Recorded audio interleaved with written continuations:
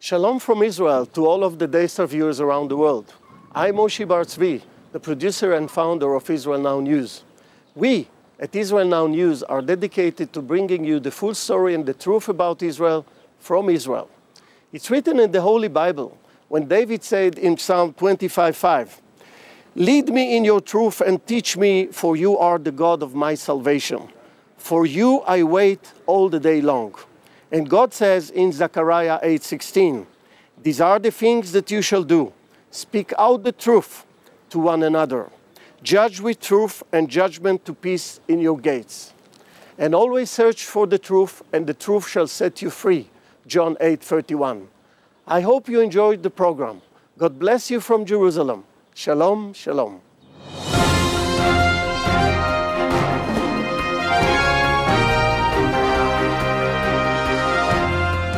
Welcome to Israel Now News. I'm Yochanan El Rom. And I'm Aaron Viner. In our top story, Israeli Prime Minister Benjamin Netanyahu was in Rome last week, where he met with U.S. Secretary of State John Kerry to convey the importance of vetoing the Palestinians' unilateral bid for statehood at the United Nations.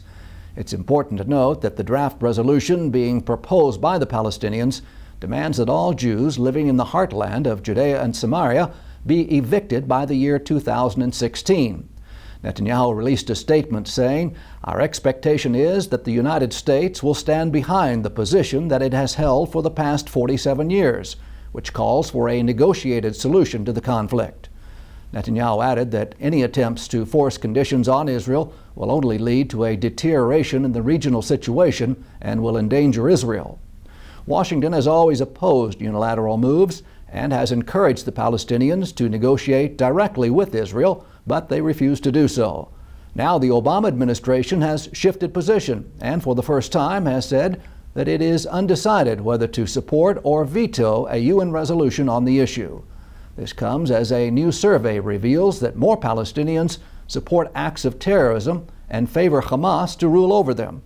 Aaron has more on that story. Yes, thanks, Yochanan. It's true. A recent poll of the Palestinian people reflects that 80% are in favor of the recent wave of acid, knife, and vehicular terror attacks against Israelis, and more than 50% support a new intifada against the Jewish state. The poll was conducted by the Palestinian Center for Policy and Survey Research. The findings also revealed that more than 50% of Palestinians believe that if elections were held today, Hamas would be chosen to lead them. Hamas is a terrorist organization dedicated to the destruction of the State of Israel, and the fact that so many Palestinians now subscribe to its radical Islamist ideology is a dismal sign for prospects of peace with Israel. Just last week, Israel's defense minister released a statement saying that Hamas is using its headquarters in Istanbul and Gaza to plan major attacks on Israelis in Judea and Samaria. This comes as members of the United States government are pushing for sanctions against Qatar and Turkey for their affiliation with Hamas. Yochanan has more on that story. That's right, Aaron. The U.S. House of Representatives Foreign Affairs subcommittees on terrorism and the Middle East are demanding that their government enforce stricter sanctions against Qatar and Turkey for their support of the Hamas terrorist organization. The congressman wrote a letter to the Undersecretary for Terrorism and Financial Intelligence at the U.S. Treasury, stating that any entity or nation that backs Hamas, a designated foreign terrorist organization, and provides it with material and financial support should be sanctioned. We are requesting that the Treasury use every tool available to designate all entities who clearly violate U.S. law by assisting Hamas and its proxies. The group specifically mentioned that Turkey is serving as the headquarters for the head of Hamas's terrorist operations in Judea and Samaria. It said Hamas agents knowingly and openly operate in Turkey. Numerous charities, front companies, and possibly even banks provide some form of support from Turkey for the terror group. One organization that has been reported to have had direct contact with Hamas is the Humanitarian Relief Foundation charity that planned the flotilla incident of 2010. A joint report released by the BBC World Service and the International Centre for the Study of Radicalization at King's College London reflects that Islamic extremism is stronger than ever. The research details the killings of 5,042 people in jihadist attacks in November, showing that more than half of the deaths were caused by Islamic State forces in Syria and Iraq. During that month alone, ISIS perpetrated more than 300 terror attacks in the Middle East.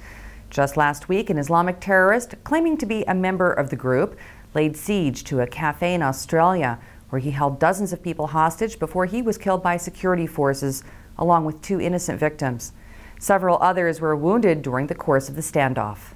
In yet another display of their anti-Israel agenda, the UN Security Council is demanding a swift and transparent investigation into the death of a convicted Palestinian terrorist. Last week, Ziad Abu Ain died of a heart attack after clashing with Israeli soldiers during a violent demonstration. The UN Security Council and U.S. Secretary of State John Kerry both sent condolences to the PA for the death of the terrorist, who was convicted of murdering 2 16-year-old Israeli boys and badly injuring 36 others in 1979. 55-year-old Abu Ain was a high-ranking Fatah official and held a senior position in the Palestinian Authority, where he organized terrorist attacks. He suffered from a pre-existing heart condition, and when he violently accosted Israeli soldiers during the riot, he suffered a major heart attack. Palestinian leaders are using his death as a propaganda tool to encourage further violence against Israel by saying that he was assassinated by Israeli soldiers. Investigation by police in Greece continues into the drive-by shooting attack on the Israeli embassy in Athens last week by 4 masked men on motorcycles. The United Nations Security Council released a statement condemning what they referred to as a terrorist attack. Israeli governmental officials say that the attack came as the result of a hate campaign by the Palestinian leadership, and that such incitement is being spread around the globe by Palestinian President Mahmoud Abbas and the pro-Palestinian organizations. No one was injured in the attacks, and the Greek authorities have vowed to apprehend those responsible. Arabs across the Middle East have taken to social media forums to expose the torture taking place in their own countries in light of a recent U.S. Senate report on the CIA's interrogation practices.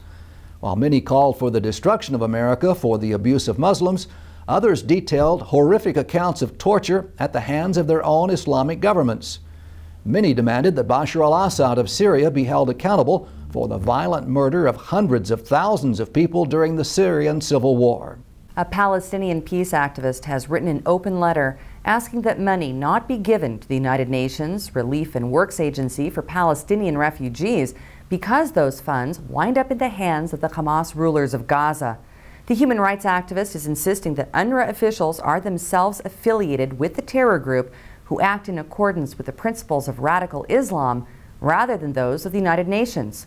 According to Bassem Eid, Hamas has a vested interest in ensuring that the conditions of poverty in Gaza remain unchanged in order to keep the right of Palestinian refugees to return a relevant issue.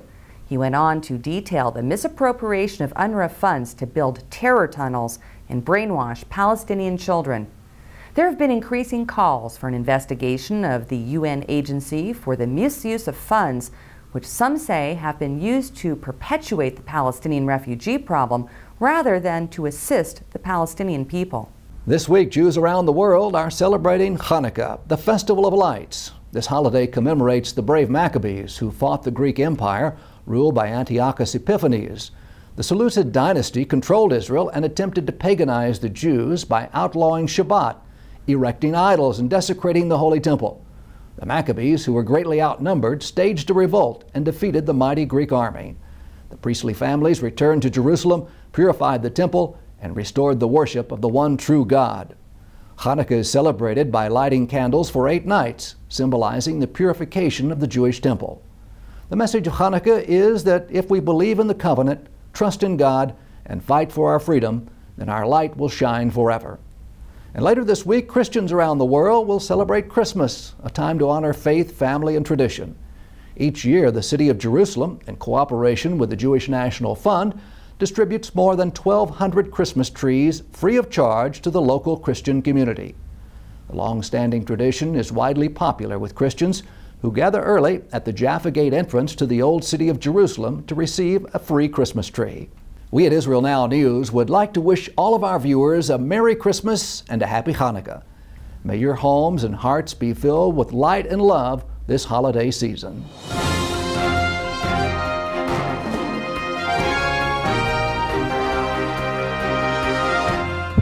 more than 1 million Jewish children have been killed by abortion in Israel since 1948. Israel is currently engaged in a demographic war for its very survival as a Jewish state. Imagine what a difference 1 million more Jews would have made for Israel. Friends of Efrat saves the lives of thousands of children every year by providing support to pregnant women in distress. Since 1977, Efrat has saved over 30,000 lives and is recognized as a world leader in preventing abortions. You can play a major role in Israel's survival now by helping us save Israel's unborn children.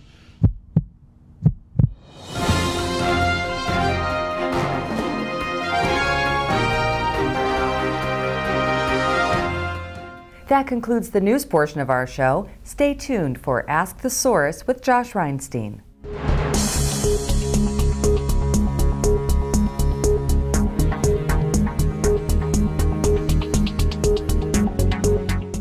Hello and welcome to Ask the Source. I'm your host Josh Reinstein, and we're here on a beautifully cloudy day in Jerusalem on our rooftop studio. My guest today is Itamar Marcus, director of the Palestinian Media Watch. Itamar, thank you for being on the show. Hi, pleasure to be here, Josh. Itamar, tell our viewers a little about what is the Palestinian Media Watch? Palestinian Media Watch, since 1996, has been following the Palestinian world, the leadership, by using the media as a window to Palestinian society. We study the whole width and breadth of the society, from sports pages to movie reviews and, of course, the leadership statements, to get a sense of where the leadership is drawing the people. Well, this is extremely important, especially here in Israel, because apparently they're saying one thing in English and then another thing in Arabic. What are some examples of that? Well, there's clearly a message of duplicity. There's a message of deception. In fact, the title of our book is Deception. The Palestinian Authority tells the world that they recognize Israel within the 1949 armistice lines, that their goals for themselves are only to get the West Bank, that they call Judea Samaria, and Jerusalem and the Gaza Strip. To their own people, the message is explicit that all of Israel is being targeted. I'll give you an example. We had a children's program recently on Palestinian TV where the boy, a 14-year-old boy, was being interviewed, and he said, "Oh, well, I've never been to Gaza and I've never been to Israel." The moderator stops him and says, "What Israel? It's all Palestine." And then she says, "Let's not forget that Palestine was occupied in 1948, and Jaffa and Haifa and Ramla and Akko, they remained Palestine and will return to us, and someday soon the occupation will leave and everything will return to us." Now, this is a children's program. That's how children are being brought up, to see the end of the conflict with the destruction of Israel. And this is probably the ultimate example of Palestinian Authority deception and duplicity. They tell the world, we recognize Israel, yet the entire population, including the children, get the message that eventually Palestine is going to replace all of Israel. One of the biggest farces that I've seen is that they build Mahmoud Abbas as the leader of the peaceful nation of the Palestinian Authority, yet he calls for destruction of Israel. In fact, in this last intifada that we're feeling here in Jerusalem daily, he is basically inciting towards it. Tell us a little about that. Mahmoud Abbas is definitely behind this current wave of Palestinian violence in and around Jerusalem that has left numerous dead already. And it actually started with a speech that he made on October 17th, where he called for Palestinians to prevent in any way whatsoever Jews from going on the Temple Mount. He said this defiles the Al-Aqsa Mosque, and he went on and on about this. Most significantly, Palestinian Authority TV made a 30-second clip of these words, calling to do anything to stop Jews in Jerusalem, and they broadcast that clip 19 times in the next 3 days. Now, Palestinian TV is owned by the PA, controlled by the Palestinian Authority. It is absolutely impossible that his call for everything, including violence, was coincidental, and it's absolutely impossible that Palestinian TV would broadcast something 19 times without the directives coming from the top. So that was the trigger. The violence then started. People started being killed by cars, by stabbings, etc. And Mahmoud Abbas definitely has been behind it, and it continues to be behind it, because what his leadership did is they continued to incite once that sign was given. The Fatah official Facebook page has had numerous calls for violence, glorifying violence. They've glorified the murderers of Israelis, calling them shaheeds, calling them holy martyrs. So the PA triggered it and has been accompanying this violence. For a long time now, the PA has been inciting against the Jewish people through media, through their education system. But recently, there's been a lot of incitement against Christians. They've gone as far as to call Jesus a Palestinian suicide bomber, the first martyr of very insulting stuff. Tell us a little bit about that. Well, the Palestinian Authority has for years really been desperate to create a history for themselves. There is no such thing as a Palestinian people prior to possibly 1965. There's certainly no ancient Palestinian Arab history in the land. So it was important for them to connect to someone, a significant historical figure, and this is what they've done with Jesus. They have denied his Judean roots, his Jewish roots, and they present him as a Palestinian who taught Islam. When the Pope was here, the Palestinian Authority had children greet the Pope, and they gave him a refugee card for eating. And they said because Jesus was the first Palestinian refugee. They've called him the first Palestinian shaheed, the first Palestinian martyr, which, of course, if you understand Islam, is very insulting, because the shaheed is rewarded in paradise according to Islamic tradition and according to many statements by Palestinian leaders. With 72 virgins in paradise, and by putting Jesus as the first Palestinian shaheed, they're saying that Jesus is up in heaven getting these rewards from Allah, which include the 72 virgins, which is again a very derogatory kind of image to put on Jesus. One of the things that are shocking is not just the incitement itself, but who's funding the incitement. Tell us a little about that. The Palestinian Authority could not make even a baby step forward without American funding and European funding. 30% of their budget today is coming from those funders. They couldn't pay the salaries of even 1 month. And for that reason, there is absolutely a moral and ethical responsibility on those funders of the Palestinian Authority for all of this hatred that's coming from the Palestinian Authority. We have said many times and presented many times to members of European parliaments and to members of Congress, and we've showed them exactly what their money was paying for. Intense demonization of Jews and Israelis, incredible anti-Semitism, calling for killing Jews in the name of religion. All of this, like I say, being funded by the Palestinian Authority general budget, which is funded by all of these Western countries. If they would use their funding to leverage it, if they would leverage that funding and demand a change in the Palestinian Authority, we could have a completely different Middle East. And tragically, the European countries and the United States have not put any pressure on the Palestinian Authority to make any serious change.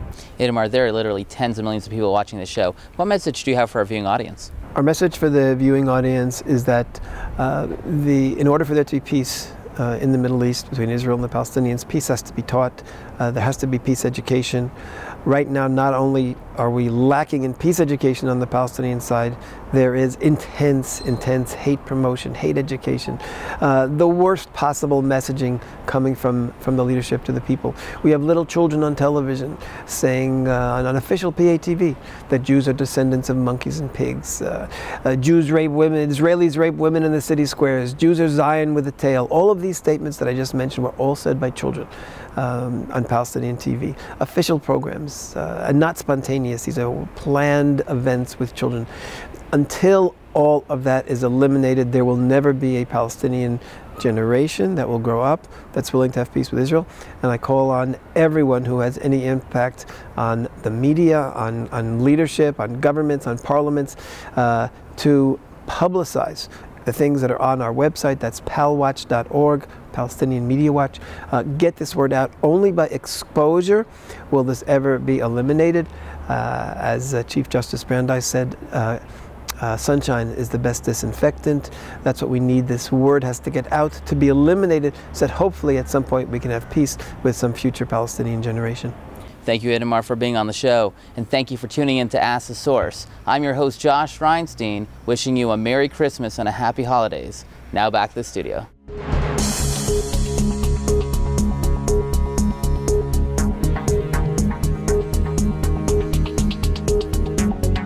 It is heartbreaking to learn that there are over 40,000 abortions in Israel every year, many of which are due to financial concerns. The Efrat organization saves the lives of thousands of Jewish children each year by providing support to pregnant women in distress.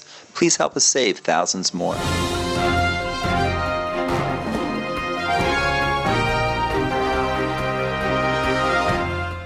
Up next, shining light from Israel.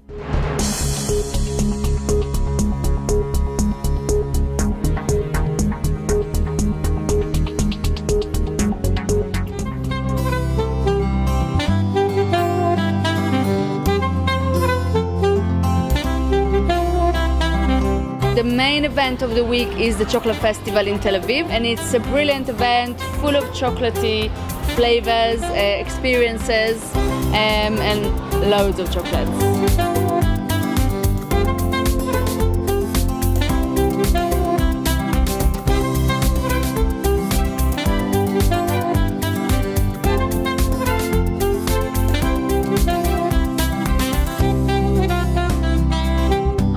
Israeli chocolate is unique because Israeli people generally are very creative. So I find a lot of packaging or new ideas that Israelis always come up with, new ideas and ways of selling chocolate. Also, recently I've noticed more Israeli flavors such as pomegranate or tahini. In the chocolate market, there is a big variety of products, not only chocolate bars and truffles. There's also vegan chocolate. There are also cakes with chocolate, cupcakes, lollipops dipped in chocolate, and even chocolate kebab. We have children's activity where children can create a chocolate lollipop and obviously eat it afterwards. First of all, we have to take in consideration that you can sell chocolate mostly half a year between Rosh Hashanah and Pesach. So we produce a lot for the holidays and for companies who make presents.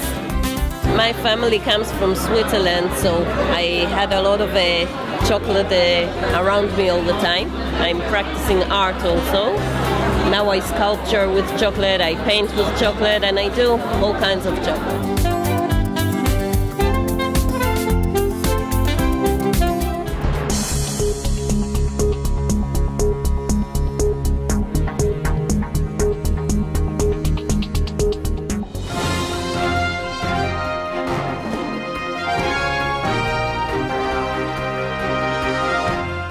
Please stay tuned for the ICEJ report from the International Christian Embassy, Jerusalem.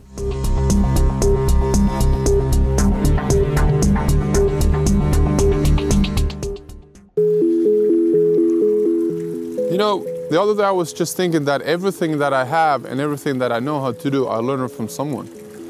Just the same way I'm walking right now. I learned it when I was born, and then after that, I observed my surroundings, I observed my parents, and then I just learned how to walk.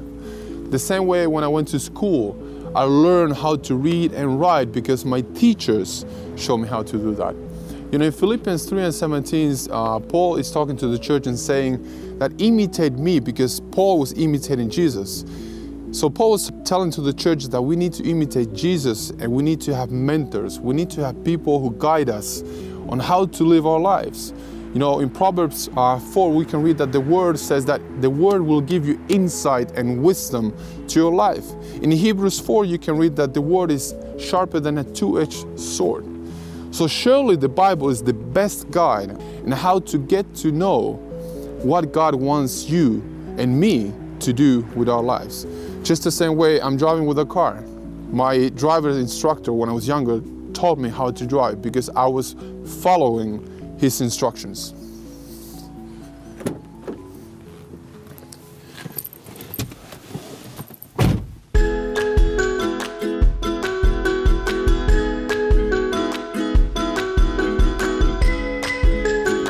While we're driving in our lives, we need to be looking all the time to our surroundings.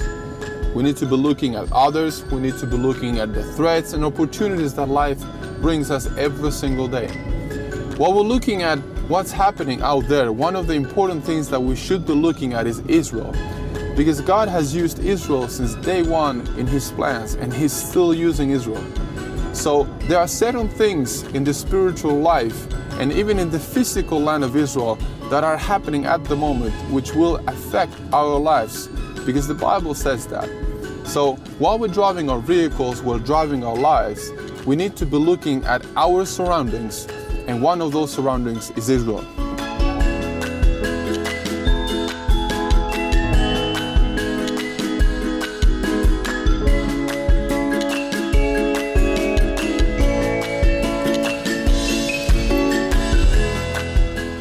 So now when you're driving the vehicle of your life and you're looking at your surroundings, God will place people in your vehicle. Because we as Christians, this life is not about us, but it's about us serving others, just the same way Jesus did. Ephesians 5 says that we are not supposed to sleep, but we need to arise. Just the same way when we're driving the vehicles of our lives, we cannot sleep, because we will simply crash. And that's what we're trying to do with Arise. To wake up the new generation and the current generation to live fully for God and to understand the purposes of God towards Israel.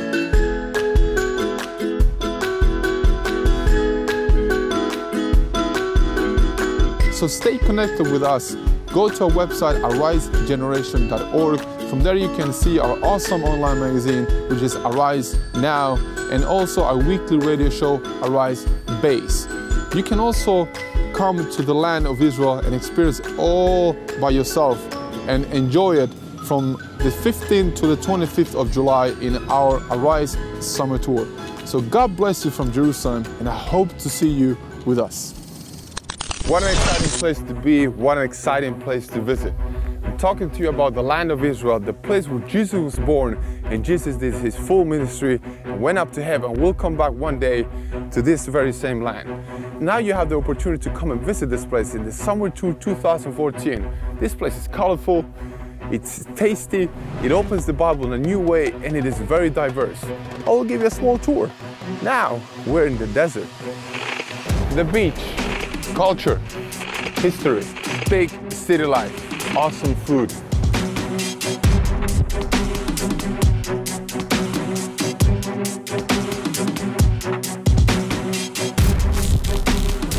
Israel is not just camels, hummus, and desert. Israel is also modern society, and one of the examples is the city of Tel Aviv, having beautiful beaches like this. In the summertime, these beaches are packed, and you can enjoy also this beautiful beach when we come to the summer tour, to this exact same place.